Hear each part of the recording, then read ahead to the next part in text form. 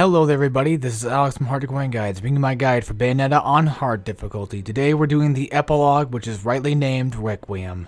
That's right guys, we basically got the other piece of the stand arrow stuck inside of us, and now we have our gold Requiem completely upgraded to, our gold experience upgraded to the Requiem. Anyway, all jokes aside, this is the first part of the final boss. Jean's part's not that tough because it's more of an automated section for the most part. All you really gotta do is just keep shooting, and since she's facing toward the camera, you actually have to hold down to go faster, not up. So that's one little tip there for you. Whenever you're on this part, start sliding like crazy. That way you can kind of just avoid most of this traffic here. Also, you can hold down the slide button for a longer time than I was. I just didn't know about it, so there's that. There will be lasers that come out. So at first you fight off basic trumpeter enemies, and then after that you fight off joys. And I think for the very first part was a kingship, and he's not that annoying really. Then you get stuck with these bigger guys, and eventually you're gonna have to jump on this missile. Now the thing is, you can press X whenever it comes up and still be safe. I'm always afraid of that, but I can almost guarantee you that you probably will be safe. So this whole first area, even like most of this final boss, is a really decent final boss. I think it's more impressive than most Devil May Cry bosses, in my opinion. And that's not saying much, because in my opinion, most of the Devil May Cry final bosses are just not that good. I mean, Virgil's a good boss himself. I'm just saying, like with Devil May Cry 4, you know, the giant statue boss guy, it's like, I don't really care for this guy. I don't know, maybe I guess I just don't like Devil May Cry 4 that much anymore. But anyway, again, most of this is pretty obvious stuff what I'm doing here, so not much I really need to talk about. I mean, you're really just climbing up this tower here to get to the boss herself, and there's no need to really fight anything necessarily. You can dodge pretty much all of it, but if you want to get that extra cash on hand, you know, get those nice medals, then just start shooting shit. That's really what you gotta do. I always get a gold here for some reason. I don't know exactly how to get a pure platinum on this. I assume you probably have to like beat up some of the enemies before the things fall, but these things fall at a really alarming rate, and I just don't know how to, you know, exactly avoid that. So anyway, what you need to do here is you need to get on this spot right here where you can climb up the foot and make your way up the back of the scarf thing here. And then that's pretty much the end of Jean herself. That's like the only time we play as her, and the last time. Now I think she might be a playable character. I just don't know how to lock her or anything. I don't know if it's like I don't think it's a DLC thing, because this game didn't have DLC as far as I know. So yeah, I'm not really sure how to get that. Now anyway, this is I think the first boss ever to have a white health bar, which basically means, holy fuck, you're in for a long fight. That's right folks, you are. Now, the first thing to take note of is in this first phase, she will send out these three head things that do attack you. Try to, whenever you see them, just immediately start dodging. That way you get the witch time off them. If you hit them a few times, you can knock them down on the ground like that and stun them. And if you press triangle circle right next to them like this, you'll punt them across the room, which will go up and hit her.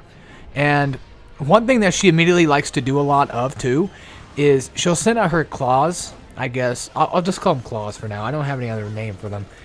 You want to attack the faces on those. You want to dodge immediately once they start coming out. Just start fucking dodging, because 9 times out of 10, she's going to start shooting shit at you.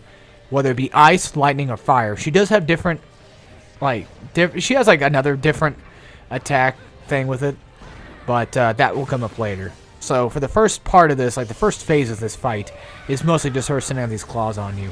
And then as soon as she does this, she'll transform the entire room into like fire, and then after that is ice, and then lightning.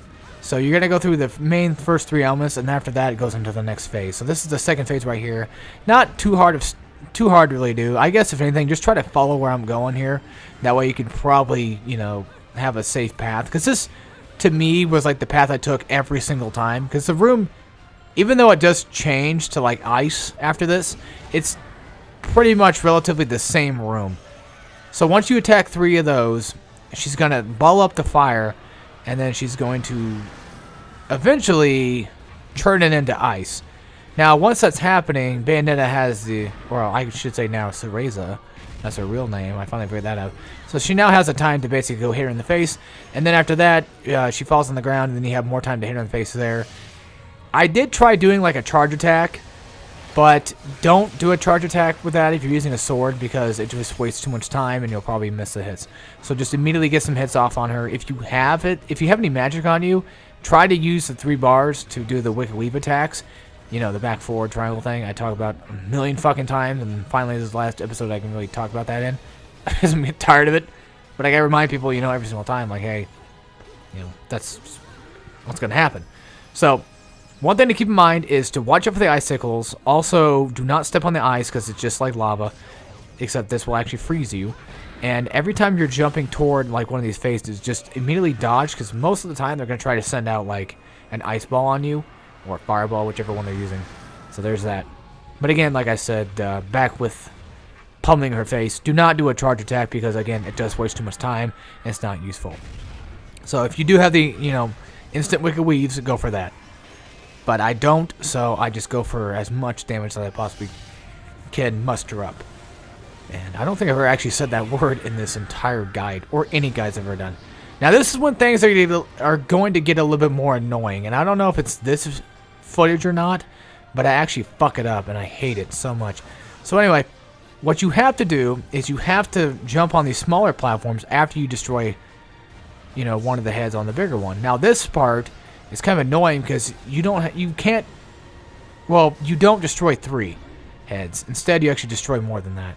I hate the jumping maneuver here, because you can see, like, I'm jumping when the quick time event is coming up, and it's not registering it because I'm not facing the direction where it wants me to face, I guess. I don't know what the deal was with it, but it's really obnoxious. So what you have to do is you have to jump to these smaller rocks and try to face toward the rock you're going to jump to. That's what I think they're trying to make me do, and I despise this. I really do. See, right there, that was fucking bullshit, because I was on the platform, and then she just blew it right up when I jumped on it, and I was just really annoyed with it. The issue here is, if you fall down, you will take damage. This is not like most boss fights where you don't take damage for it. And we're going to see that a lot, because this was more of my fucked up footage. But at least this time around, I actually did, you know, throw into the sun in one run. So that's pretty much why I redid it. Thing is, you can dodge the lightning, get witch time off of. I'm sure you guys seen that earlier. If you wanted to, you can always wait for the smaller heads to, like, start to swarm on you, get witch time off the lightning, and then attack them, and then, you know, punt them off and get a little bit extra damage on her, and then that might actually help you. So this is what really, really, really bothered me. I don't know if it's this scene or not, or what it is, but what you want to do is you're supposed to jump toward her head like that. Actually, I got that in one go this time. Okay. Well, there was one point when it just kept falling off all the time. Yeah, see right there? You charge up, it wastes too much time. It's not useful, guys. It doesn't work. Unless you do maybe a 1 charge. I might have started going for 2 charge there, I don't know. But anyway, whenever she curls up in the fetal position like that, she's going to immediately send out these galaxy looking things floating around you. They do damage, and they turn you right into the small Cereza. So what you can do is start mashing the shit out of the dodge button and stand in one place, and eventually she'll punch you. And if you got your timing right just good enough, you will get the dodge off of it. You'll get the bat within and transform right back into regular Bayonetta size. So if you didn't want to be her anymore, then there's a good way of doing it. Now, whenever she's doing that punch thing, just immediately start running a different direction than where the fists are going to go. That's what I do. Like, if she's going to punch with her left arm, go right. It's simple stuff like that. That's a pretty good way of avoiding it.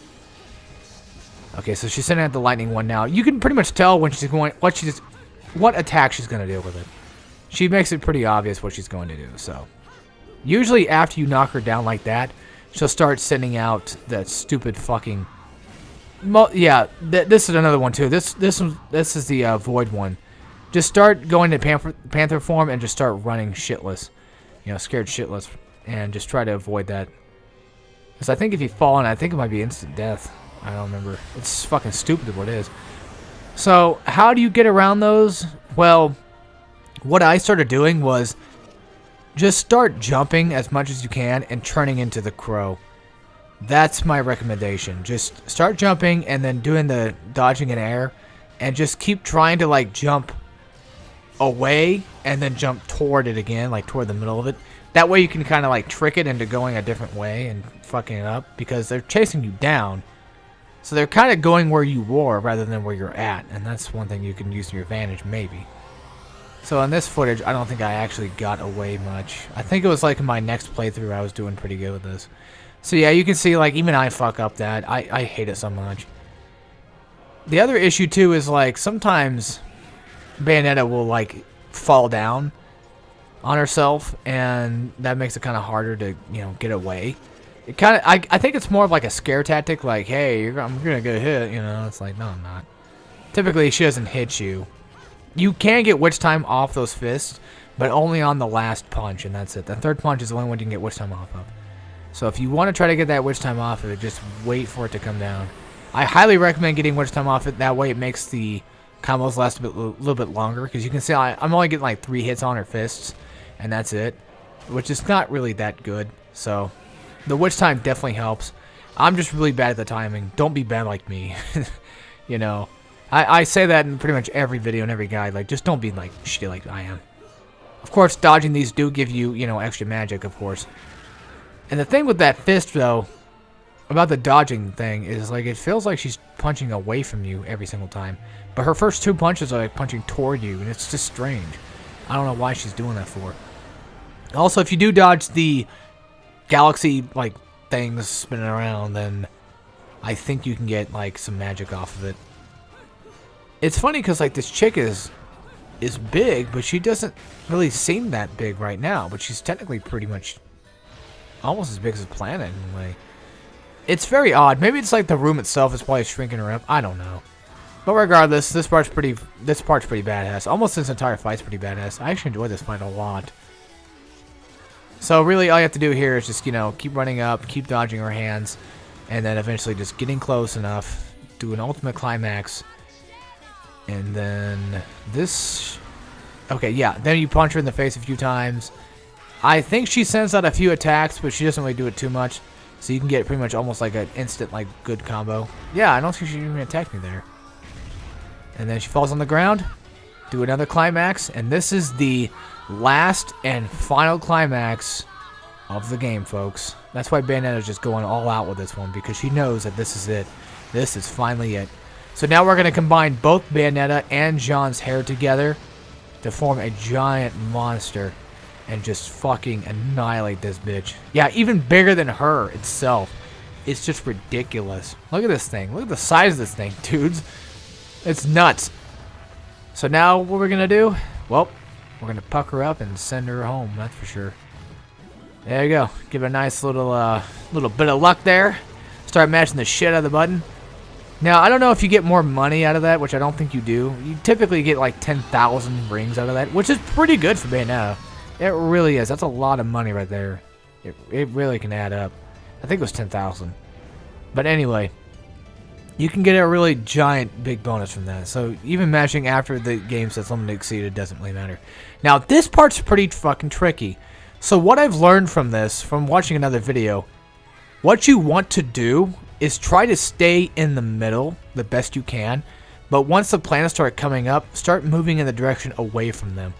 So I know I'm not explaining it very well. I don't know if this is actually helping you guys visually or not. So what I'm doing is I'm going toward the planet and then I'm moving away from the planet. Because what this part does, that was really fucking close. It's scary every single time. You're basically flying right toward the sun, and obviously, but the gravity of the planets are trying to pull you in. And you'll feel that when you're playing this, like it's forcing you in. So what you want to do is you want to try to move toward the planet just a little bit. Like, try to get it in the field of view. Because for some reason, like, if you're too far out, you'll hit the planets. It makes no fucking sense. I don't know how to explain it. I've died so many times in this part. So just try your best to stay in the middle, but when a planet comes up, just dodge away from it. And that's it. That's all you gotta do. Hopefully my pattern there probably will help out some of you that are having trouble with that. It's really annoying. It's stupid. I know. But I don't. There's no explaining how to do it. You just have to see how to do it, and that's it. But anyway, that's the end of her, kind of. Yeah, I think so. And then we have to fight some kind of like ceramic version of her or some shit. I don't know. But anyway, this is the last part we ever have to do, except for the credits. You do have some fights in the credits, but they're relatively easy. Even if you don't finish them, it's whatever. I think you get like extra rings for finishing them. I don't know for sure. But anyway, so this is pretty self-explanatory. You just move up and down, left and right, and just punch the shit out of this. Not really that tough. If you see those cracks glowing like that, that's when you attack them. So really not too much difficulty here. And you don't have to be here for that long anyway, really. I mean, you just punch a few more, and I think we're pretty much done with it.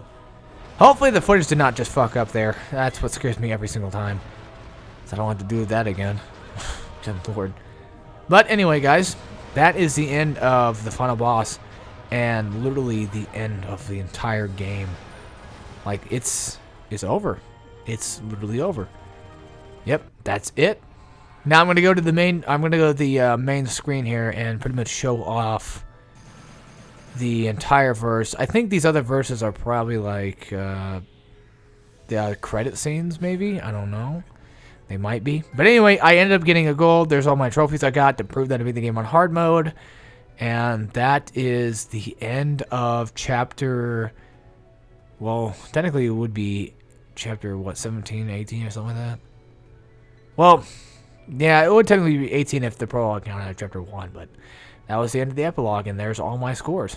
So, that's hard mode, right there in a nutshell. Now, that is finally the end of Bayonetta on the hard difficulty.